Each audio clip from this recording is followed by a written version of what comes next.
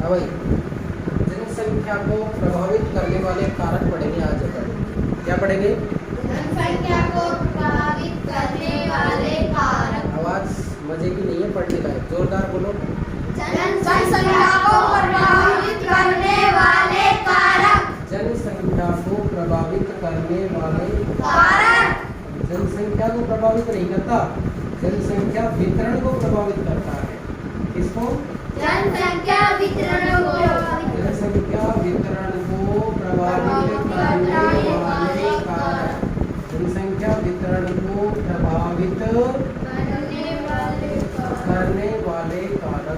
करने वाले कारक। करने वाले कारक।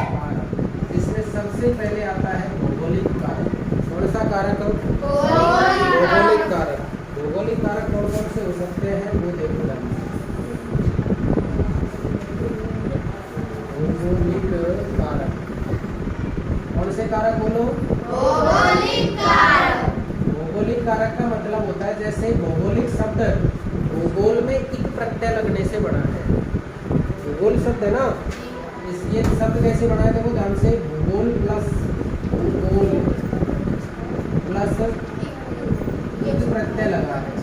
जब इक प्रत्यय किसी शब्द के अंत में लगता है तो ये मात्रा जो है ना, ये मात्रा उ की ओ में बदल जाती है, ई की ए में बदल जाती है।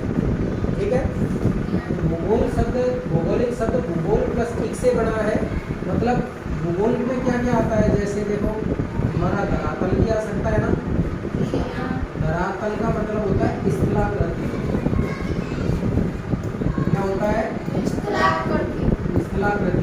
स्थलाकृति का मतलब स्थल की आकृति कैसी है, स्थल की आकृति कैसी है, यानी उस प्रदेश में देखो मैं स्थलाकृति बना रहा हूँ।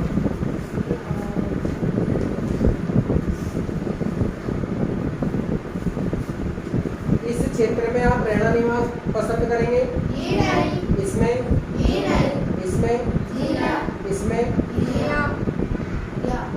ठीक है। और इससे नीचे जाएंगे तो ये नीचे चलता जाएगा फिर तो यहाँ पर क्या आ जाएगा? समुद्र। ठीक है, तो देखो ध्यान से, यहाँ पर नहीं रहेंगे मानव, यहाँ पर भी, यहाँ पर कम रह सकते हैं, यहाँ पर तो बिल्कुल ही, यहाँ पर घाटियों में नहीं रहेंगे, क्योंकि कभी भी बारिश हो गई तो ऊपर से पानी आ गया, इधर से तो डूब के खत्म। बात समझ में आ गई? अब देख लो एक बार, तुम्हारी किताब में कितनी शानदार लाइन लिखी है।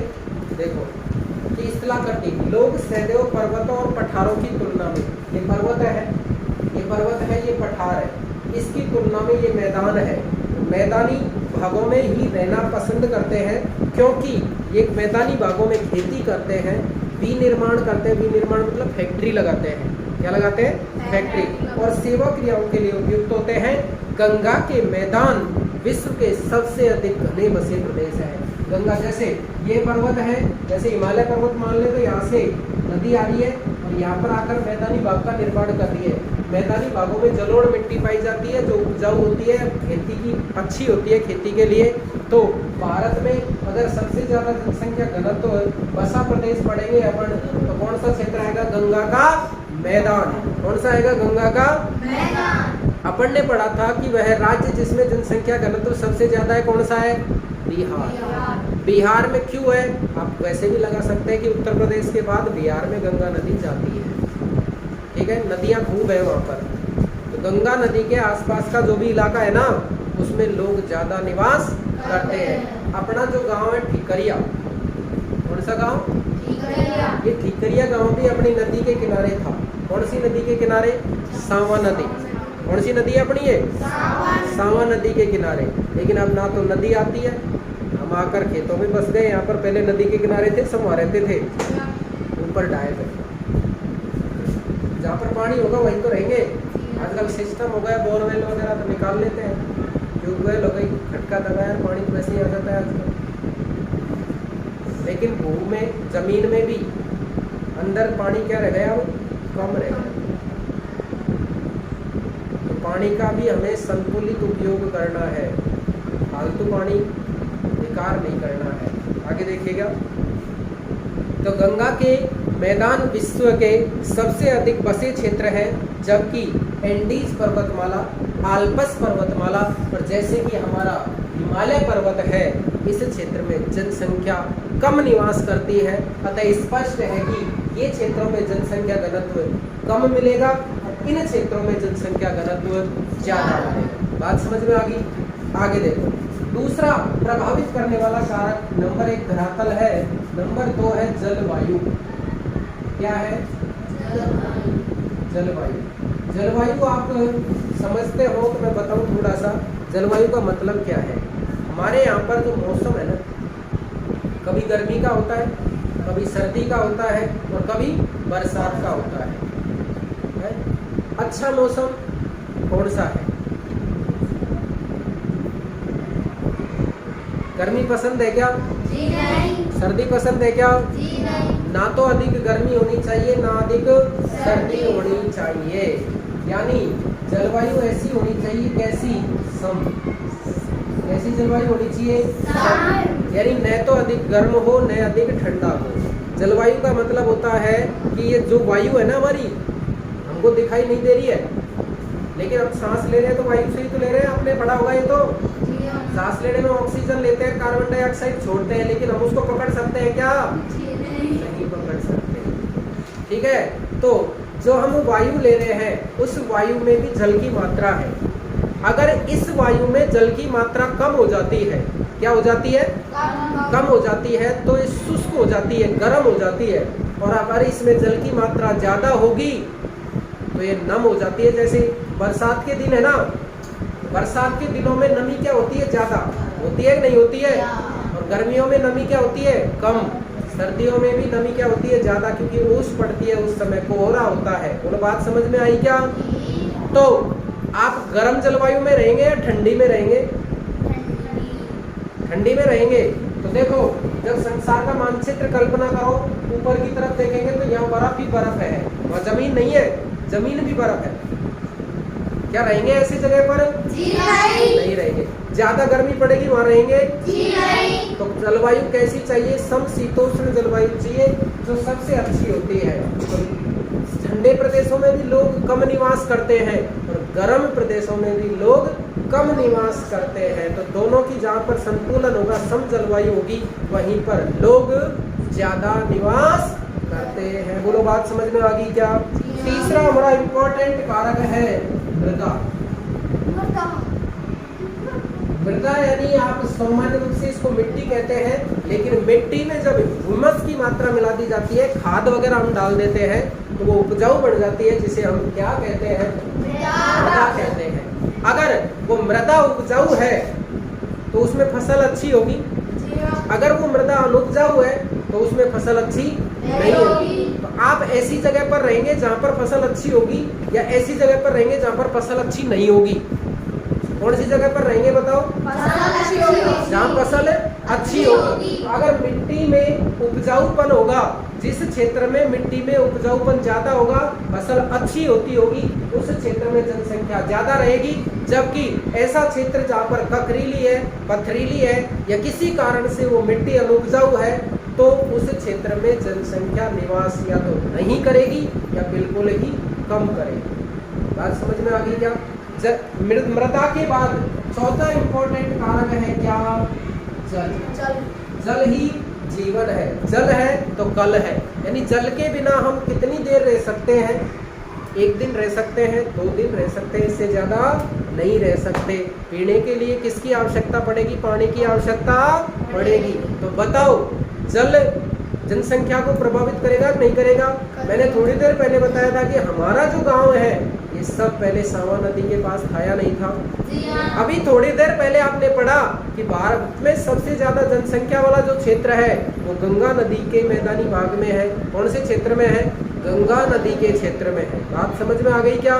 तो ऐसा क्षेत्र जहाँ पर जल की सही उपलब्धता होगी, पीने के लिए पानी होगा, खेती करने के लिए पानी होगा, पशुओं को पिलाने के लिए पानी होगा, अपने नित्य क्रिया के लिए पानी होगा, वहीं पर लोग निवास करेंगे। अगर पानी की समस्या है तो वहाँ पर लोग निवास कम करेंगे या बिल्कुल पानी नहीं है तो वहां पर लोग नहीं रहेंगे। बोलो बात समझ में आ गई क्या?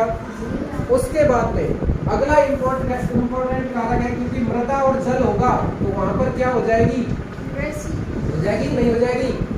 पशुपालन भी हो जाएगा कि नहीं हो जाएगा? जी हाँ। तो एक इम्पोर्टेंट कारक है जो है खनिज। कौन सा? यानी वह क्षेत्र जिसमें खनिज संसाधन पाए जाते हैं, जैसे लोहा, तांबा, सोना, चांदी, सीसा, जस्ता और जितनी वस्तुएं हमारी बनी हुई है वो किसी न किसी खनिज से बनी हुई है। तो जिस क्षेत्र में खनिज संसाधन पाए जाएंगे तो उस क्षेत्र में ऑटोमेटिक रूप से जनसंख्या निवास करेगी, क्योंकि खनिज संसाधनों से उनको क्या मिलेगा? रोजगार मिलेगा। तेल निकलता है, पानी भी खनिज है, तेल भी खनिज है, गैस भी खनिज है, कोयला भी खनिज है, लोहा, सोना, चांदी, सीसा, जस्ता, इतने सारे खनिज है। जिस क्षेत्र में ये प्राकृतिक चीजें पाई जाती हैं, ये प्रकृति का वरदान स्वरूप मिलती हैं, तो उस क्षेत्र में ऑटोमेटिक रूप से जनसंख्या ज्यादा निवास करती है। बात समझ में आ गई? नेक्स्ट है सामाजिक, सांस्कृतिक और आर्थिक कारक। ये भौगोलिक कारक कंप्लीट हो गए हमारे। भौगोलिक कारक क्या हो गए? कंप्लीट। उसके बाद में है सामाजिक, सांस्कृतिक और आर्थिक कारक। कौन से कारक बोलो? सामाजिक, सांस्कृतिक और आर्थिक कारक। सामाजिक, सांस्कृतिक सांस्कृतिक और आर्थिक कारक। आर्थिक कारक। सीधी सी बात समझना, मैं मोटा मोटा बता दूं आपको कि वह समाज जो सभ्य है, वह समाज जो अच्छा है, वह समाज के लोग जहाँ के अच्छे हैं, उस क्षेत्र में लोग निवास करना पसंद करेंगे कि नहीं करेंगे? और जिस क्षेत्र का सामाजिक माहौल अच्छा नहीं है, लड़ाई दंगे होते रहते हैं और कुछ घटनाएं होती रहती हैं, क्या उस क्षेत्र में आप निवास करना पसंद करेंगे? नहीं करेंगे। इसी तरह सांस्कृतिक कारक है, जैसे हमारे देश में विविध संस्कृतियों के लोग निवास करते हैं, आदिवासी भी निवास करते हैं, संपन्न लोग भी निवास करते हैं।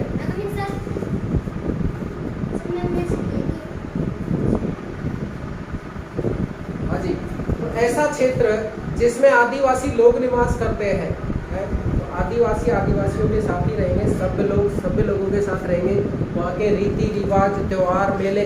अपन ऐसी जगह चल जाए जहाँ पर ना तो अपने कोई त्योहार मनता है, ना अपनी जैसी वेशभूषा होती है वहाँ पर, न अपने जैसा खान पान है, क्या वहाँ रहेंगे आप? नहीं रहेंगे। तो वो कौन सा कारक है हमारा? सांस्कृतिक कारक। इसी तरह आर्थिक कारक का मतलब है जहाँ पर इकोनॉमिक क्रियाएं होंगी, पैसा आने की जहाँ पर संभावना होगी, जहाँ पर उद्योग धंधे होंगे। फैक्ट्री है तो काम करने चले जाएंगे हम, है? जहाँ पर काम ही नहीं है, कोई खेती भी नहीं होती, खनिज भी नहीं निकलते, कोई काम भी नहीं है, तो वहाँ लोग निवास करेंगे क्या? नहीं करेंगे। अपने यहाँ के लोग दिल्ली जाते हैं, जयपुर जाते हैं या कहीं भी जाते हैं बाहर, क्यों जाते हैं? आर्थिक, अर्थ का मतलब होता है पैसा, तो पैसा कमाने के लिए जाते हैं। तो जिस क्षेत्र में पैसा कमाने के संसाधन होंगे उस क्षेत्र में लोग निवास करेंगे या नहीं करेंगे? करेंगे, और ज्यादा करेंगे। तो सिटियों की तरफ ज्यादा निवास करते हैं क्योंकि वहां पर पैसा कमाने के संसाधन ज्यादा है। बात समझ में आ गई? देखो एक बार, आर्थिक कारक, औद्योगिक क्षेत्र रोजगार के अवसर प्रदान करते हैं, लोग बड़ी संख्या में इन क्षेत्रों की ओर आकर्षित होते हैं। जापान में ओसाका और भारत में मुंबई, ये दोनों घने बसे शहर हैं। मुंबई सबसे ज्यादा जनसंख्या वाला देश अपना शहर है। कौन सा? मुंबई। उसके बाद में है सांस्कृतिक कारक की धर्म के